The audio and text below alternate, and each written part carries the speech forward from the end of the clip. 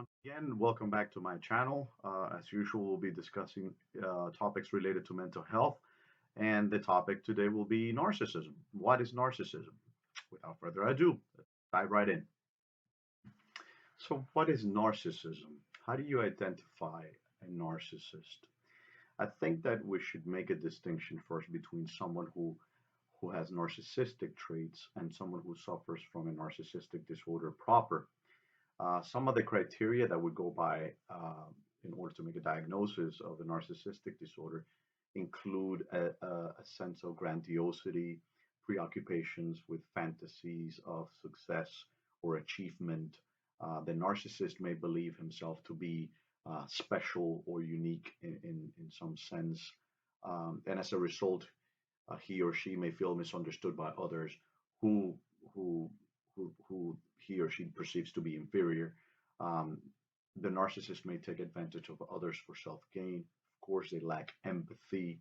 That means that they're not really able to feel what others are feeling or to place themselves in another person's shoes. They are envious and or may think that others are envious of them. And finally, but this is certainly not exhaustively, they behave in an arrogant or a haughty manner.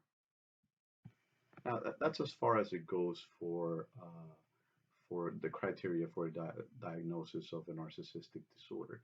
But I wanted to touch on something that I think touches all of us in a direct manner, in a fundamental manner, and that is the fact that we live in a narcissistic culture. With the advent of new technologies and social media, we have created a virtual world around an ideal of who we are and how we want to be perceived. Generally speaking, this is a very shallow formulation to pretend to hide reality not only from others, but also, if we're successful, from ourselves.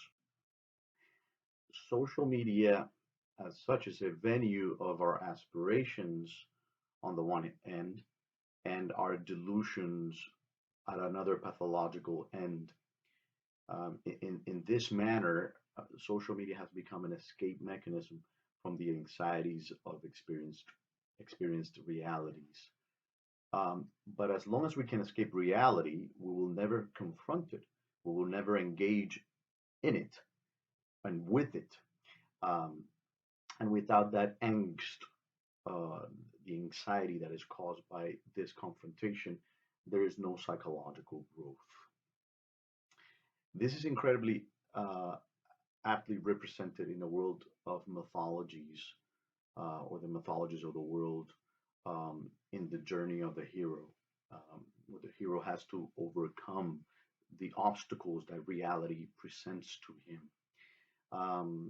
Now, we could spend a lot of time discussing how we got to this point, but certainly I think that that sheltering children from disappointment and failure has had a lot to do with it.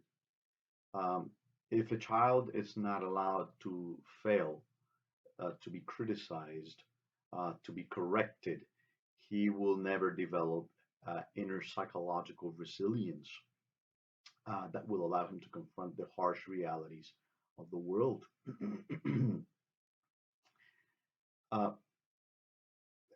as a consequence, he will collapse before the real or perceived opposition to his expectations of reality. I think that the you can do anything you want parenting style has failed because it presented the child with the idea that all that he needs in order to overcome is to want, to wish for something, right? Uh, but in that notion, there is nothing of the struggle that must be endured in order to overcome. It is true that you can do or become anything you want, um, but this statement should be accompanied by another cautionary one, and that is that as long as you pay the price and work hard, as long as what you want to do or become is possible. I think it's very important that children understand that. reality is not wish dependent. Okay, and I think that's one of the greatest failures, um, certainly of our culture, to teach that. To think that wishing something is enough, is all you need, is to engage in magical thinking and the sign of an infantile and underdeveloped ego. Now, let's talk a little bit about the psychological mechanisms of the development of narcissistic traits. Um, a poor integration of our experience of the world results when people are treated as objects to be used, as instruments of the self. Okay, this is a very primitive infantile trait. We begin life as infants with a poor sense of external reality. Okay, the infant sees the world as a projection or extensions of his self, and it is not until later on that the child comes into conflict with with external realities that the structure of the ego, the self, begins to suffer modifications to accommodate a more realistic and comprehensive picture of the world. This is called integration, okay? Where when the external realities of the world are adequated, okay, or are made to fit with the internal realities of the self. Uh, mm, uh, uh, um, the narcissist, in reality, is a torn person. It's broken in a sense. His inner sense of self worth must come from external validation. You see, because there is poor integration. Okay, for that reason, he is extremely dependent on others, and this puts him at a very vulnerable position because this means that if others are given the power to withhold approval or validation, then he does not have the ego resources, the inner psychological strength to integrate disapproval or criticism and build on it, which is how psychological and personal growth comes about. He will be crushed under the anxieties of perceived rejection. You see, it is paradoxical that while narcissists appear to have massive confidence and strength, the reality is that they suffer from very poor and weak ego strength.